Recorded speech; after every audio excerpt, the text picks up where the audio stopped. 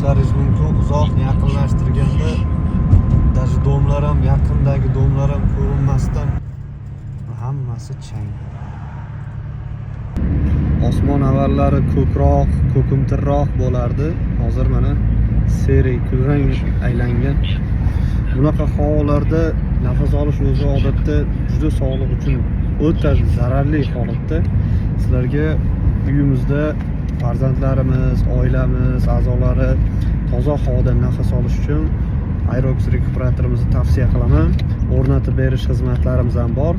Bemalol murojaat qilsalaringiz, chiroyli narxlarda yetkazib berishimiz ham bor. Ushbu rekuperatorimizni bemalol quyidagi ko'rsatilgan raqamlarga telefon qilgan holda zakaz bersalaringiz bo'ladi.